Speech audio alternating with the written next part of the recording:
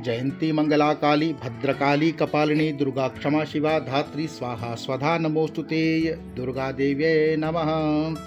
प्रणाम दर्शकों, आपका स्वागत है हमारे YouTube चैनल श्रीनिधि ज्योतिष और अध्यात्म में। इस चैनल के माध्यम से हम आपको बताएंगे कि आपकी 12 ग्रहों पर 12 भावों पर किस तरह से ग्रहों का प्रभाव पड़ता है, आपकी 12 राशियां किस तरह से काम करती हैं और जो है ग्रहों के गोचर में आने वाले परिवर्तन से, ग्रहों के गोचर में जो ग्रहों का परिवर्तन होता है उसमें जो है आपकी जीवन पर क्या प्रभाव पड़ता है। जैसा कि आप देख सकते हैं कि आपके सामने एक काल पुरुष की कुंडली है जिसमें आपके 12 भाव बने हुए हैं। ये 12 भाव, इनमें जो है ग्रह गोचर करते हैं और ये 12 भाव जो है आपकी राशियों को भी दर्शाते हैं। आइए, 3 तरह की कुंडलियां जो प्रचलित हैं उसमें जो है पहली कुंडली है लग्न कुंडली। जब आपका जन्म होता है तो आपके जन्म में जो राशि बनी होती है उससे आपकी लग्न कुंडली का निर्माण होता है। चंद्रमा उसमें जिस भाव में बैठे होते हैं उससे चंद्र कुंडली का निर्माण होता है। और वर्तमान में जो ग्रह गोचर करते हैं उन ग्रहों के गोचर से आपके आने वाले जीवन में जो प्रभाव पड़ता है हम आपको इस चैनल के माध्यम से बताएंगे। कि कुंडली में पहला भाव, जैसा कि आप देख सकते हैं, ये हम इसे आपकी लग्न कुंडली मान लेते हैं। तो इसमें 12 भाव बने हुए हैं। पहला भाव 1, 2, 3, 4, 5, 6, 7, 8, 9, 10, 11 और 12। ये 12 भाव हैं। ये 12 राशियों को भी दर्शाते हैं। किसी व्यक्ति का जब जन्म होता है उस समय जो राशि बनी होती है जन्म के समय, वो आपकी लग्न कुंडली में पहला भाव आपका होता है। अभी हम ये सब एक काल पुरुष की कुंडली से समझेंगे। एक समझाने वाली एक कुंडली के माध्यम से हम ये समझेंगे। इस कुंडली के माध्यम से हम समझेंगे कि कैसे जो है आपके ग्रहों का स्थिति होती है, कैसे आपके ग्रह गोचर करते हैं और किस तरह से उन ग्रहों का प्रभाव आप पर पड़ता है, कौन सी राशि जो है बनती है। जैसा कि आप देख सकते हैं इस कुंडली में 12 भाव बने हुए हैं। ये 12 भाव की अलग अलग विशेषताएं होती है। ये पहला भाव, ये आपका व्यक्तित्व है, ये स्वयं आप हैं, आपकी आत्मा है। दूसरा भाव आपका धन भाव होता है, आपकी वाणी का भी भाव होता है। तीसरा भाव छोटे भाई बहनों का भाव होता है, आपकी पराक्रम का भी भाव होता है। चौथा भाव माता के भाव को प्रदर्शित करता है। चौथा भाव सुख को, जनता का भाव भी ये रिप्रेजेंट करता है। पांचवा भाव जो आपका ज्ञान, आपके बच्चों का भाव होता है, ज्ञान का भाव होता है और प्रेम संबंध, प्रेम विवाह से संबंधित भी जुड़ा होता है। छठा भाव आपके शत्रुओं को, ऋण, रोग और आने वाली समस्याओं को ये प्रदर्शित करता है, संघर्ष को ये दर्शाता है। सातवां भाव विवाह का भाव होता है और एक व्यक्ति की कुंडली में पत्नी का भी भाव होता है और एक महिला की कुंडली में ये भाव उसके स्पाउस को प्रदर्शित करता है।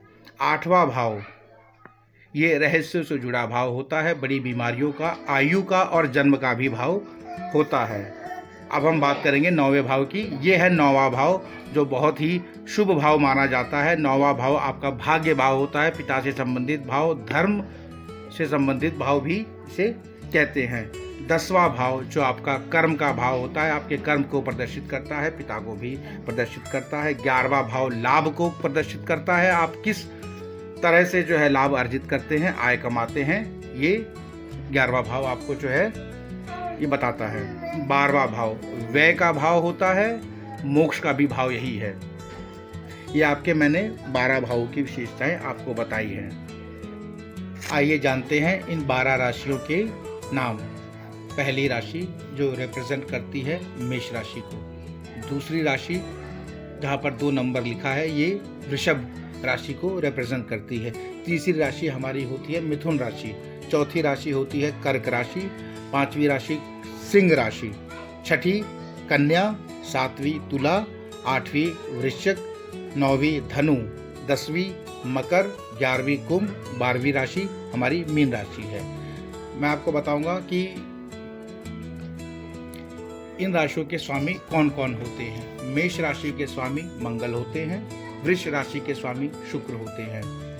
तीसरी मिथुन राशि, इसके स्वामी बुध देवता होते हैं। चौथी राशि कर्क, इसके स्वामी चंद्र देवता। पांचवी राशि सिंह, इसके स्वामी सूर्यदेव। छठी राशि कन्या, इसके स्वामी बुध देवता। सातवीं राशि तुला, इसके स्वामी शुक्र होते हैं। आठवीं राशि वृश्चिक, इसके स्वामी मंगल होते हैं। नौवीं राशि धनु, इसके स्वामी बृहस्पति देवता होते हैं। 10वीं राशि मकर और 11वीं राशि कुंभ। मकर और कुंभ दोनों राशि के स्वामी शनि देवता हैं। 12वीं राशि मीन है। कुछ ऐसे ग्रह हैं जिन्हें 2 राशियां मिली हुई हैं। इसमें मंगल हैं जिन्हें मेष और वृश्चिक, मंगल को 2 राशियां मिली हैं। वृश्चिक राशि और मेष राशि दोनों राशियां मंगल की है। दूसरी राशि है शुक्र की। वृष और तुला ये दोनों राशियां शुक्र की हैं। मिथुन और कन्या ये दोनों राशियां बुध देवता की हैं। कर्क राशि चंद्र देवता की होती है। चंद्र देवता, चंद्र राशि, ये केवल एक चंद्रमा को केवल एक ही राशि है, एक ही राशि मिली है, कर्क राशि। 5वीं राशि सिंह सूर्य देवता की है। सूर्य देवता को भी एक ही राशि मिली है, सिंह। उसके बाद जैसे मैंने आपको पहले बता ही दिया था कि मकर और कुंभ ये दोनों जो है शनि की राशियां हैं। और उसके बाद बृहस्पति देवता, इनकी राशि धनु और मीन होती है। ये दोनों राशियां बृहस्पति देवता की होती हैं। जिस तरह से इन सभी 12 भावों की अलग अलग विशेषताएं होती हैं, उसी तरह से 12 राशियों की अलग अलग विशेषताएं होती हैं। और बताना चाहूँगा, राहु और केतु, इनको कोई राशि रिप्रेजेंट नहीं करती है, इन्हें कोई राशियाँ नहीं मिली हुई हैं। जिस तरह से 12 भावों के अलग अलग विशेषताएं होती है, उस तरह से 12 राशियों की भी अलग अलग विशेषताएं होती हैं। हमारे 9 ग्रह जो हैं, इनकी भी अलग अलग विशेषताएं हैं। कुछ ब्रीफ में कुछ विशेषताएं मैं आपको बताता हूं। पहली राशि हम जो है मेष की करते हैं। मेष राशि के स्वामी मंगल होते हैं। मंगल रिप्रेजेंट करते हैं भूमि, भवन, आपके पराक्रम को। किस तरह से आपका कोई काम जब आप करते हैं, कितनी जो है प्रेजेंस ऑफ माइंड का जो है आप इस्तेमाल करते हैं, कितनी जल्दी से आप डिसीजन लेते हैं, ये सब चीज़ें जो है मंगल पर डिपेंड करती हैं। कभी कभी हम जल्दबाजी में कुछ गलतियां भी कर बैठते हैं, वो मंगल के खराब प्रभाव के कारण होती हैं। तो मंगल राशि जो है आपके पराक्रम को रिप्रेजेंट करती है। हमारे 9 ग्रहों में सूर्य राजा होते हैं, चंद्रमा रानी को रिप्रेजेंट करते हैं, मंगल जो है सेनापति को रिप्रेजेंट करते हैं। उसी तरीके से बृहस्पति देव ये गुरु को रिप्रेजेंट करते हैं। एक शिक्षक सलाहकार की तरह जो है ये इसमें आते हैं। एक शिक्षक सलाहकार, एक गुरु जो राजा को मार्गदर्शन देता है। उसके बाद जो है शनि सिपाही, मजदूर, सेना को जो है रिप्रेजेंट करते हैं। इनमें शुक्र जो है ये भी गुरु ही है, लेकिन ये दैत्य गुरु हैं। तो इनका एक ये ऐश्वर्य, धन, सुख, भोग, गाड़ी, विलासिता, इन सब चीज़ों को रिप्रेजेंट करते हैं, इन सब चीज़ों को बताते हैं। इसमें बुध ज्ञान को, बुद्धि को, बुध एक बालक का जो है रूप है, बालक का रूप है कुंडली में। हमारे 9 ग्रहों में बालक का रूप है। बुध ज्ञान, बुद्धि और एक राजकुमार की तरह ये इनकी विशेषताएं हैं। एक राजकुमार है, जैसे एक राज्य में राजा है, रानी है, और उसी तरह से राजकुमार होते हैं, बच्चे होते हैं। तो एक बुध जो है बालक को, राजकुमार को रिप्रेजेंट करते हैं। बुध बुद्धि को रिप्रेजेंट करते हैं। बुध व्यापार को रिप्रेजेंट करते हैं। व्यापार की चीज़ों को बताते हैं, किस तरह का व्यापार आप करेंगे और किस तरह की बुद्धि का आप इस्तेमाल करेंगे। बुध बुद्धि को, आपकी गणित को, गणनाओं को आपको रिप्रेजेंट करते हैं। क्योंकि आज ये हमारा पहला एपिसोड है, तो मैंने आपको केवल ब्रीफ में जानकारी दी है। आगे आने वाले वीडियोस में मैं आपको एक एक भाव की पूरी विशेषताएं बताऊंगा, एक एक ग्रह की और जो है खोलकर जानकारी दूंगा, और इन ग्रहों के होने वाले प्रभाव, और इन ग्रहों से अगर जब गोचर में जब ये ग्रह अपनी स्थिति बदलते हैं तो किस तरह से आपके जीवन पर प्रभाव पड़ता है।